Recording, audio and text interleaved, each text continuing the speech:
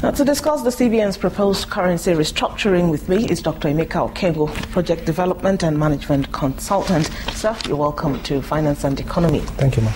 Let's start this way. Why the need for currency restructuring for Nigeria at this time?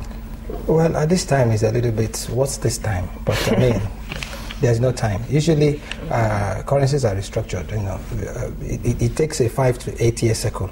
It's a usual thing in currency and fiscal management. So it's not anything out of the ordinary.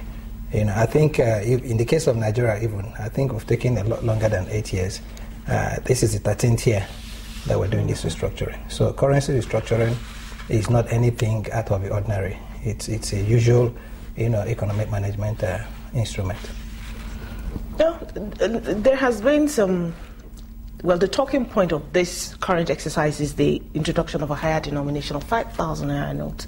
There have been so many arguments about this, but what's your take on it? My take is let's okay, right. I mean, before let's look at Nigeria. Okay, we've introduced the higher denominations in 2002. I think the 200 naira notes were introduced. By the time they were introducing the 200 naira notes, inflation was about 16.6%. And by the time they finished that introduction, inflation had come down to 11.6%. In 2005, the 500 naira notes were introduced. At that point in time, inflation was at 11.6%. And it came down to 8.6 or 8.5%. So historically, there's no correlation between inflation and higher currency denominations. But I think what's happening in Nigeria is that there's a lot. There's a lot has been built up. I think what this shows that there's a disconnect between governance and followership. This is what I see here. That there's a lot of people are beginning to now voice their mistrust. They no longer trust government programs. And we're beginning to now look at inflation, and we're interpreting it as a hyperinflation. These are two very different things. And before you get to a point where a country starts running into what you call hyperinflation, you're looking at inflation at about 50%, running on a monthly basis for maybe about 3, 4, 5, 6 months running, and maybe that inflation now raising up to 90 to 100% cumulatively over a 3-year period.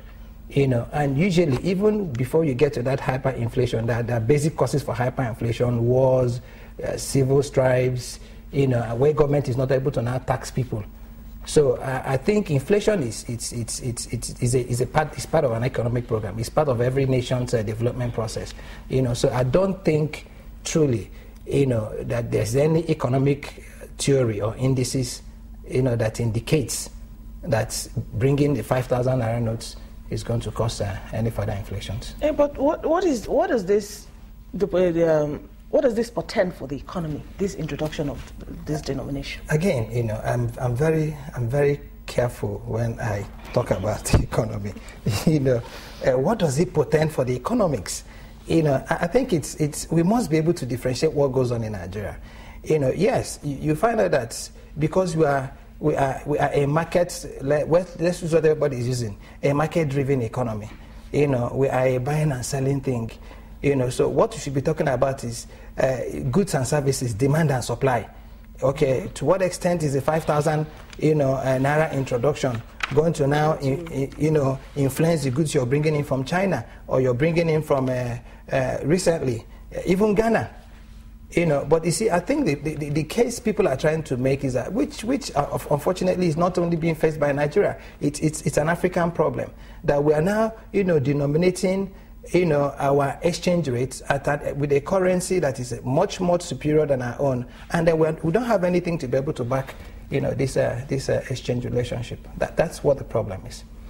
Now let's move to coins now. Yes. Coins are being brought back. Some of the notes are being turned to coins. Is Nigeria ready to? Are Nigerians ready to start spending coins? Again, ma'am, are we ready for anything? You see, it's important. It's critical that we look at these things holistically. Okay? Now, coins, for people who travel abroad, okay? I mean, coins is a given.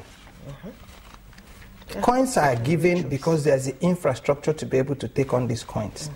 from vending your Coke to your coffee to your hot chocolate to picking up a newspaper to the bus ride to parking to everything. So that, I mean, people, when you travel, okay, your friends are more, please, Sheon, keep the coins and give it to me, or please, don't spend it, please don't do this, because there's this infrastructure to be able to take it. Now, you see, I think what the central bank is trying to do is to be able to now encourage this attitude of this cashless policy because first and foremost, I think it's important I make this clarification. Mm-hmm. When you introduce higher denominations, the printing cost of those higher denominations do not really change. But remember that when the central bank is printing the 5,000 naira notes, it is going to be selling those 5,000 naira notes on its face value to banks, who are going to be issuing same to you. So central bank is going to be making a lot of money. Because if they spend... Not losing. No, they're going to be making so much. They're going to be making, because a lot of people, they're not going to be selling, okay, one note. Let's assume that they print out one note for an average of about maybe 100 naira. Okay, and they're selling it to banks for maybe 4,800 or something. That difference is their money. Yeah. People must be able to also look at it. But I really think that the pressures that the subsidy regime had brought onto our economy could be part of why this is happening. Because a lot of people do not realize that claims or no claims, whatever guys are claiming now, whatever these people who are claiming that they are being owed subsidy money, is money government must pay.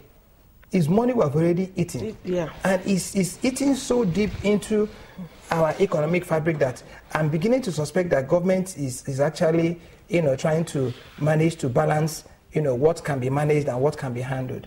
So, but most importantly is that I think it's important that everybody knows that the introduction of higher denomination does not necessarily, introduce inflationary trends. What will introduce your inflationary trends is what you do with your production subsector. What amount of money do you have chasing goods? What's your position in the demand and supply, curve? That's what it is. Yeah, but what about the exchange rate? Does this have any effect on it? Again, your exchange rate is determined by the volume of your trade. I'm asking because these are some of the issues being thrown up. So we're trying to... Like I said, I think there's a lot of mistrust, there's a lot of anger, okay? Because if you look at somebody who now says, okay, fine, my only anger with this thing is that why would central bank introduce cashless policy, and then you're saying that you're bringing in a higher denomination for people to be able to carry cash around? I mean, when they're talking about the cashless policy, nobody says it becomes a choice. The whole idea of a cashless policy is a choice thing. It's cheaper, it's better, it's more convenient for you. And again, I argued against that thing, just like they've introduced the coins now. Let me just even, get a little bit comical. Imagine where 20 people want to get into a banking hall and everybody has coins in his pocket. And each time you enter into that cage, he says to you, please, come back. And you have to keep searching and pulling all these coins out of your pocket. But if you had the infrastructure, and I can tell you this, for countries that have introduced the infrastructure to be able to utilize their coins. What these countries do is that they are able to, on a daily basis, earn income that is thrown into their gross domestic product. Yes. This is what happens. So that every day you travel to America, there's every tendency that you want to be spending $10 or $20, picking up a newspaper, picking up an orange bottle, picking up a coffee, getting onto the bus, and all that. But you need to develop this infrastructure. And this is, again, where for you to also run it, your energy, the power mix comes also into play. Can you be able to also develop this power mix without the appropriate energy, backups? That's another program. Yeah, but they still, let me stay with the coins. The CBN is saying it wants to introduce this kind of infrastructure that you're talking about. That's why that you have to spend coins if you want to take advantage of some infrastructure. Wanting to and having. Okay. Yes, those are two different things. They are two different things. You see, even in Abuja, first and foremost, they tried to introduce a cashless thing in Lagos, which is supposed to be very cosmopolitan. They also tried to introduce it in Abuja. To what extent has it worked? Look at our simple markets. When you go to other markets, you're talking about Walmart.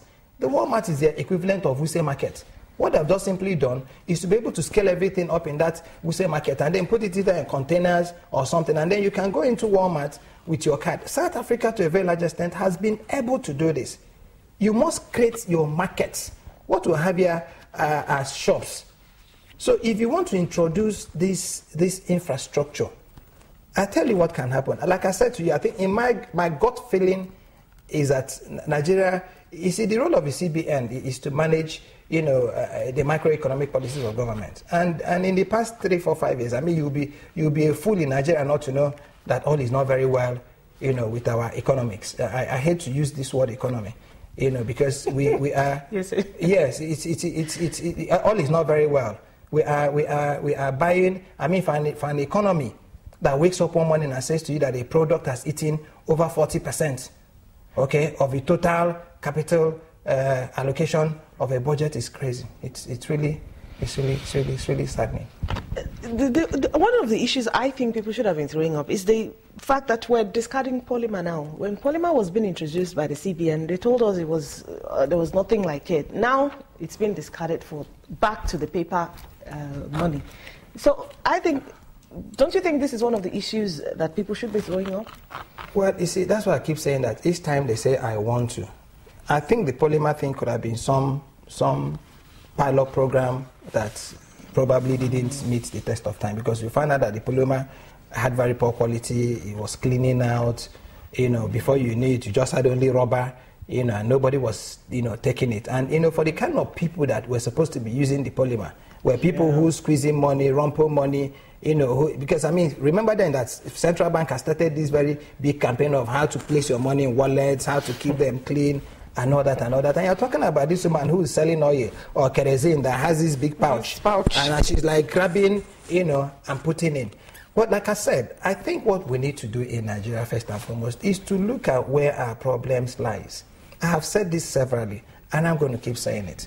It is all about our human capital.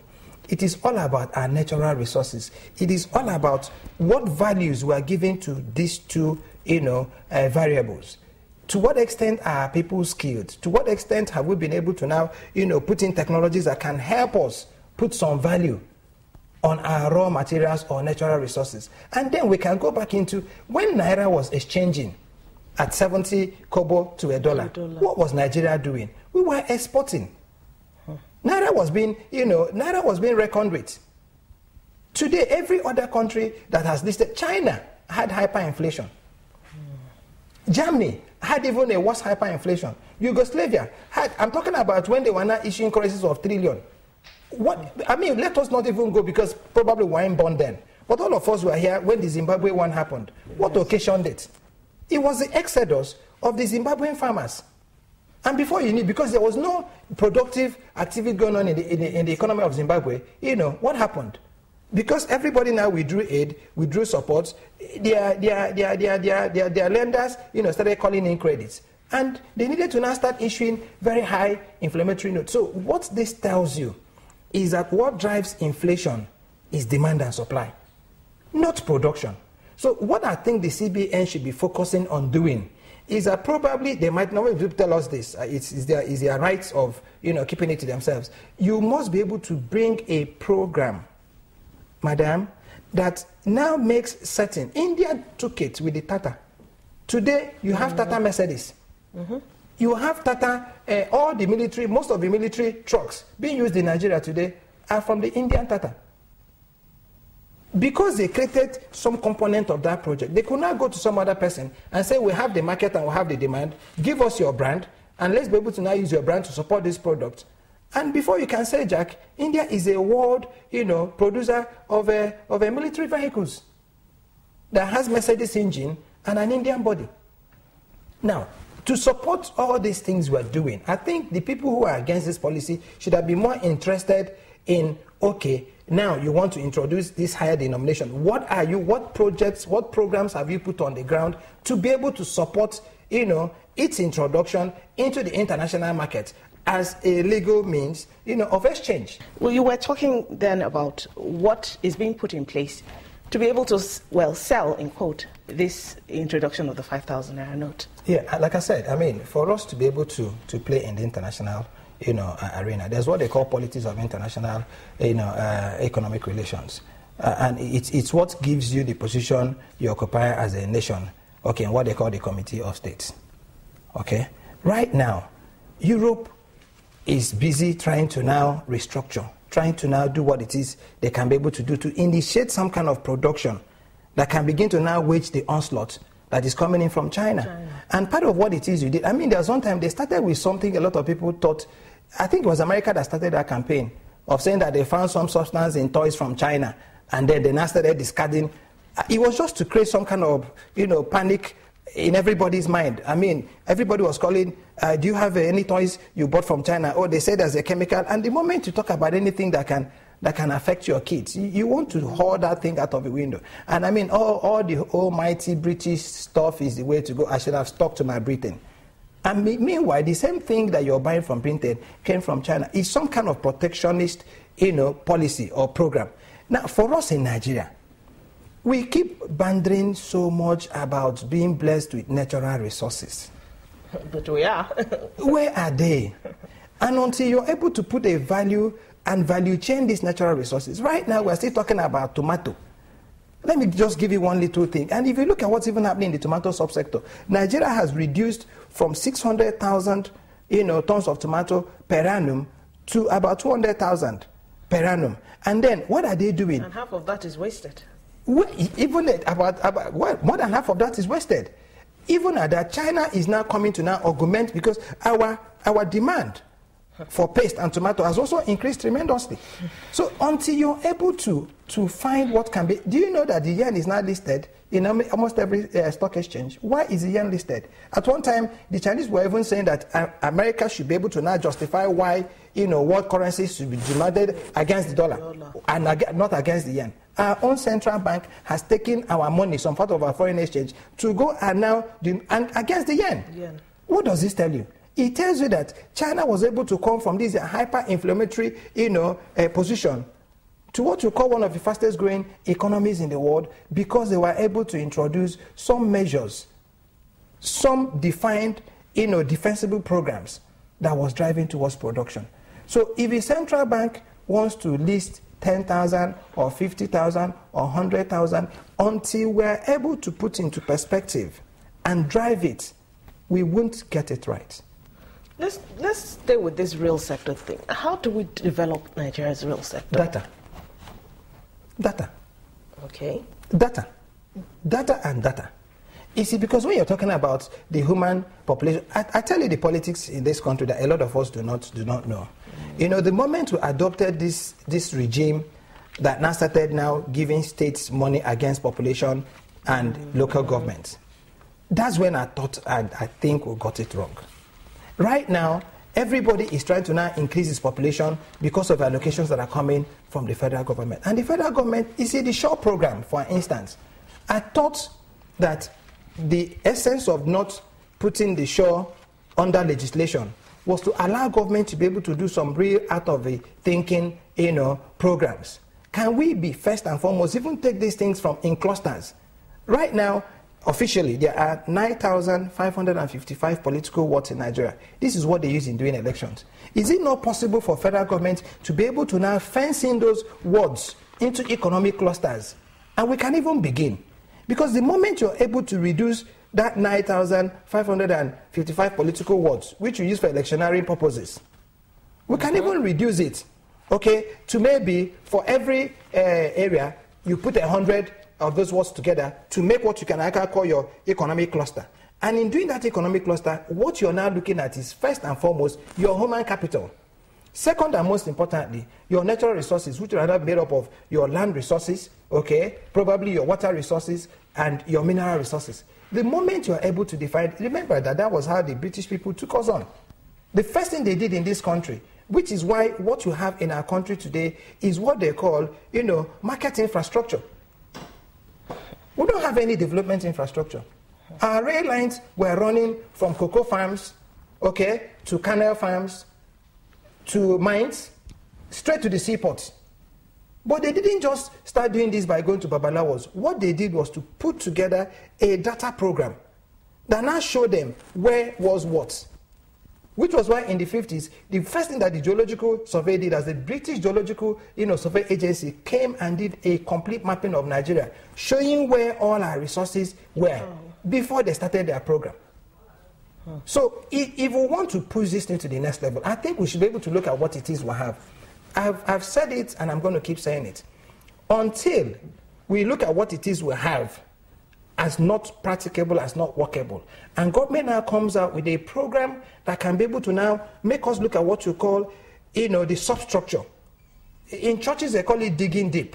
We must be able to dig our economy or economics a little deeper than what it is we have right now, so that we can actually now start building the structures that can be able to now, develop what they call demand-driven infrastructure, and not market-oriented infrastructure. I'm going to take you back to this, your economy and economics issue. I need you to explain to me why you feel that we do not have an economy now. Economy is all about production, madam. Okay. You must have production.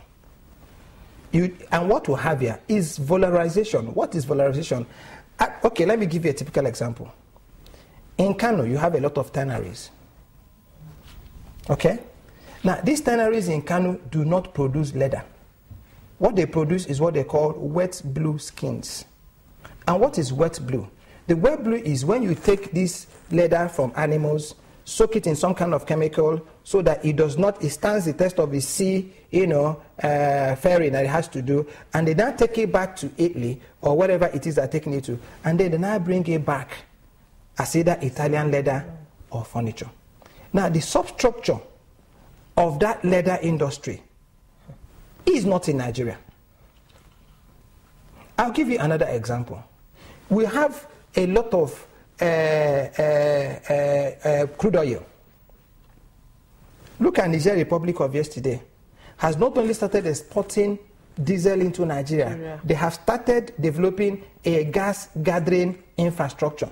Meaning that the gas that they're even getting from this their small refinery, they are going to now either sell it to us or start using it to now do their energy mix. And we're flaring our own. Now, we are busy burning our own and saying that we have 2.2 billion, cubic feet of gas. Yeah. And I have said this severally. If we are able, madam, to put some value and value chain, at least 60% of the crude oil being produced, it should have been what that Venezuela did it. But how did Venezuela do it? Venezuela did it by first and foremost building at least 5,000, dispensing stations in America. So what they were now doing is that, why don't you go to Ghana and build filling stations? Why don't you go to Gabon and build filling stations? And then when we refine this crude here, we take it there and sell it there. You will see the naira being exchanged in the streets of London. This is what they call production. Then, when you're talking about economics, it's all about, okay, fine, FAC meeting every month. How much have we raised from customs? How much have we raised from immigration? How much have we raised from, okay, now we have 300 billion to share amongst the 3 tiers of government. They sit around the table, everybody takes a check, and then goes back. What do? They now start talking about dividends of democracy. The governor says to you, I promise people I was going to build hospitals in every local government. Here, what's a contract for these hospitals? And which is why I'm even quoting the government themselves, that each time they finish FAC, the price of dollar increases. And if you're traveling within that period, you can't get dollar to buy. Which is the reason some people are even saying, well, let us now print higher denominations, so that they cannot. It doesn't make a lot of sense. I think the way to be able to go is, first and foremost, let Nigerians understand that this has nothing to do with inflation. You can carry 1 million naira in your pocket. I think it has to do with, first and foremost, there is a little challenge in government. And probably the central bank wants to use this printing to be able to raise... Like responding to the challenge in the market. Yes. Thank you very much, Doctor, for coming on Finance and Economy. It's always interesting talking with you.